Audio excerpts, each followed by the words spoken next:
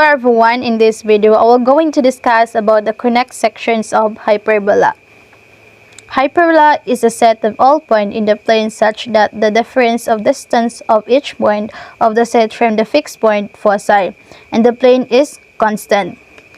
So the standard equations of hyperbola with the center of hk, the formula is x minus h squared over a squared minus y minus k squared over b squared is equal to 1. The standard equations of hyperbola with the center at 0 to 0. The formula is y squared over a squared minus y squared is equal to b squared is equal to 1. Center at 0 to 0. The properties of hyperbola. Equation number 1. X squared over x squared minus y squared over b squared is equal to 1.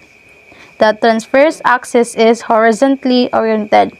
The foci is positive and negative c to 0 and the vertices is positive and negative a to 0. The asymptote is positive and negative y is equal b over a times x.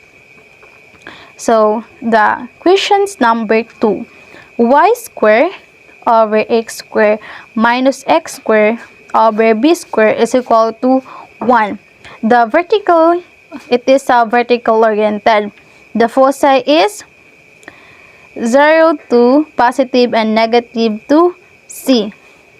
The vertices is 0 and positive negative c. So the asymptote is positive and negative y is equal a over b x. So this is the graph. So this is first graph. So this is the horizontally oriented and this is the vertically oriented. Center at hk. The properties of hyperbola. The equation x squared over a squared minus y squared over b squared is equal to 1. It is horizontally oriented. The foci is h, positive and negative c k, and the vertices is h, the positive and negative a, 2k, and the asymptote is y minus k, the positive and negative b over a times x. Y, the equations of number 2. Y squared over x squared minus x squared over b squared is equal to 1. It is a vertically oriented. The foci is h, k to c, and h, k to c. And the vertices is h, and negative a and positive a. The asymptote is y minus k, the positive and negative a over b x. So this is the example. This is the graph, I mean. So this is the horizontal oriented and this is the vertical oriented. Example. Center at 0, 0. Given the equation of x squared over 4 minus y squared over 9 is equal to 1. Find the center, the major axis, and point of conjugate axis. Foci, the equations of asymptote and eccentricity. So the center is given, so we have 0 to 0. Our major axis is parallel to x-axis, and the vertices is a squared is equal 4, so which is RA is 4. So this is RA 4. So square root, so we have 2. So we have the vertices R is positive and negative 2 to 0. So the endpoint conjoint axis by using the formula of positive and negative b to 0. So is equal. So RB is 9. So, B natin is 9. Square root. So, we have 3. So, we have plus and negative 3 to 0. Our foci, we're using the formula of c squared is equal a squared plus b squared. So, that is our formula. So, we have c squared plus b squared plus b squared. So, the c squared is equal, so our a is 2, which is 2 squared plus 3 squared. So, we have 4 plus 9 is 13. So, square root of 13. So, our foci is negative and positive square root 13 to 0. Our equations of asymptote is by using the formula of y is equal positive and negative b over a times x.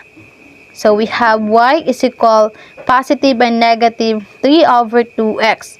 And our eccentricity is by using the formula of E is equal c over a, the greater of 1. So, we have square root of 13 over 2. The total answer is 1.802. Example number 2. Center at HK. Given equation of x minus 4 square over 4 minus y minus 3 square over 1 is equal to 1. Find the center, the major axis, the vertices, and for the conjugate axis, foci, and the equation of asymptote and eccentricity. Our center is 4 and 3. Our major axis is parallel to x-axis. The vertices by using by h, positive and negative a to k. So, we have 4 positive 2 to 3 and 4 negative 2 to 3. The endpoint conjugate axis is E, H plus K, E plus negative plus K. So, we have 4, 1 plus 3, 4 negative 1 plus 3 is equal 4 to 4 and 4 2. The foci, by using the formula of c square is equal a square plus b square. So, we have c square is equal 2 square plus y square, c square 4 plus 1, so 5. So, the c is equal square root of 5. Our foci is h plus negative and positive ck. So, we have 4 positive and negative square root of 5 and 3.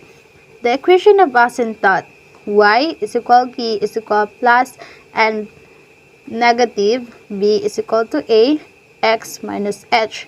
So, we have y, our k is 3. So, we have y minus 3 plus and negative y over 2 and x, our h is 4. So, h minus 4.